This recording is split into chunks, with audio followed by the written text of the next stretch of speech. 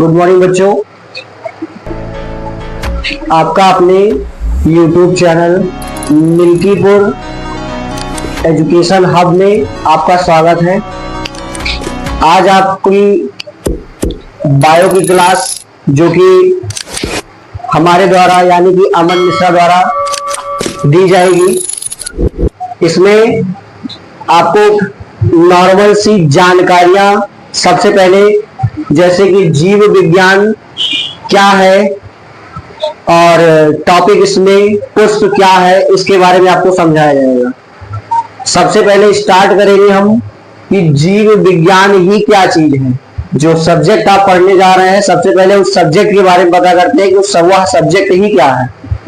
सबसे पहले स्टार्ट करते हैं कि जीव विज्ञान क्या चीज होती है। जीव विज्ञान के बारे में पढ़ना, जीव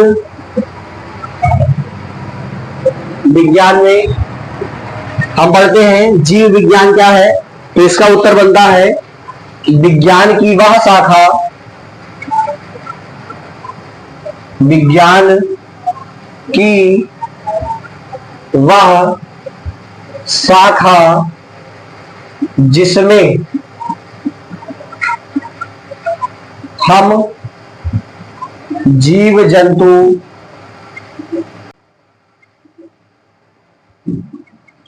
पादप आदि के बारे में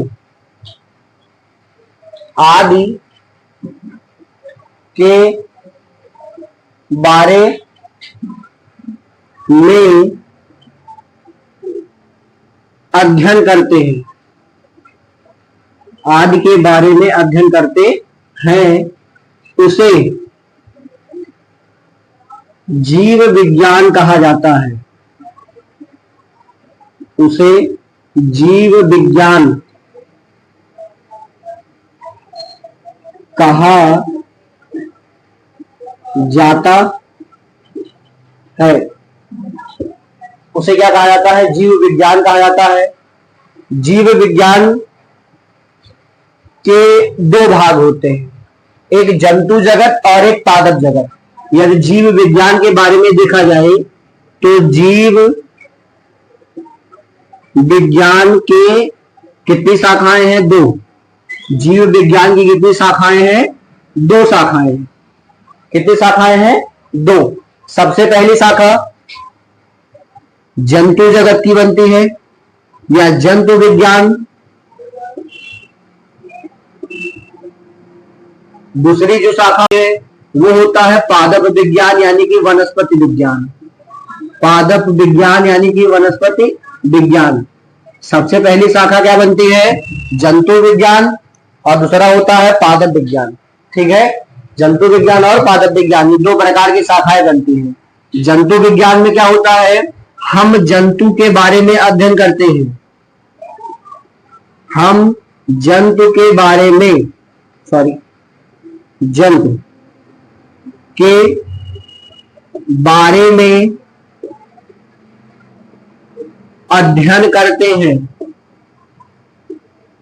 हम जंतु के बारे में अध्ययन करते हैं।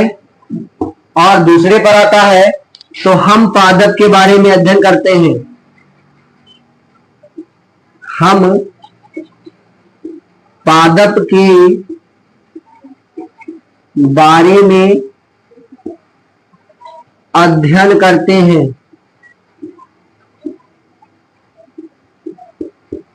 अध्ययन करते हैं।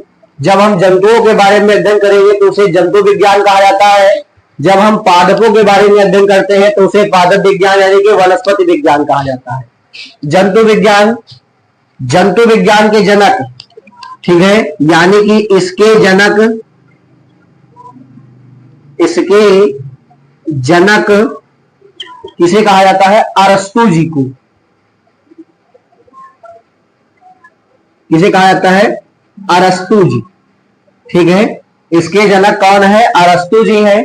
जबकि पादप यानी कि वनस्पति विज्ञान के जनक थियोफ्रेस्टस को कहा जाता है।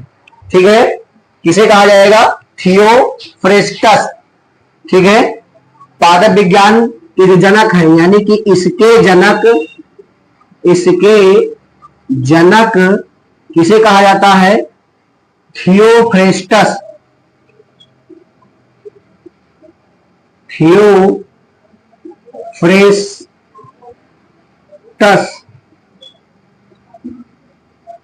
ठीक है, किसे कहा जाता है? थियोफ्रेस्टस को कहा जाता है। जंतु विज्ञान के जनक अरस्तु जी को कहा जाता है। पादप विज्ञान के जनक यानी कि वनस्पति विज्ञान के जनक थियोफ्रेस्टस जी को कहा जाता है।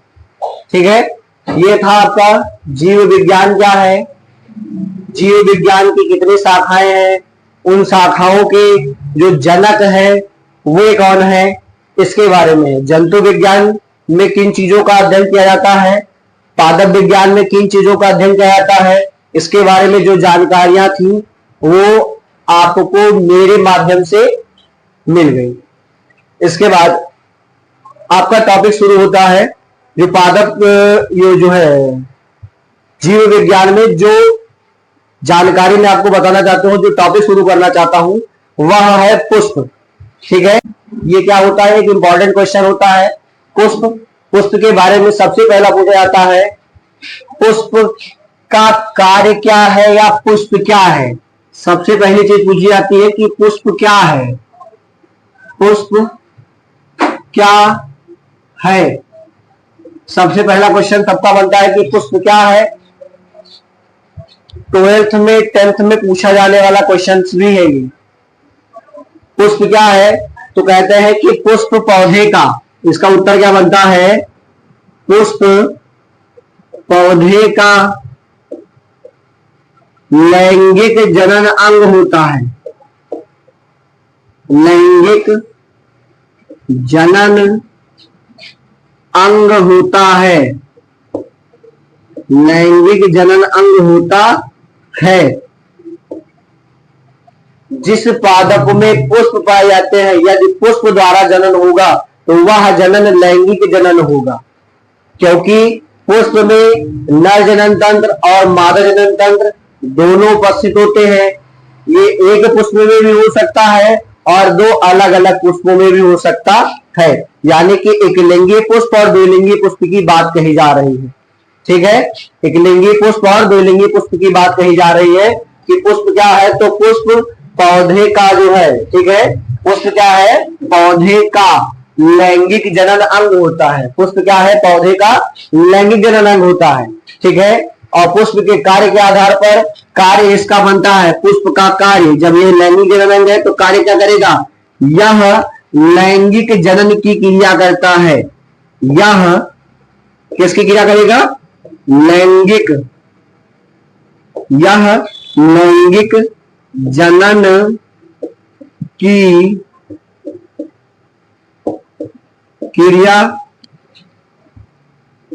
करता है। यह लैंगिक जनन की क्रिया करता है। पुष्प का कार्य है लैंगिक जनन करना। लैंगिक जनन करके, ठीक है, यह क्या करता है? लैंगिक जनन करता है। लैंगिक जनन करके यह फल एवं बीज का निर्माण करता है। ठीक है, तो यह लैंगिक जनन की क्रिया करता है जिससे फल एवं बीज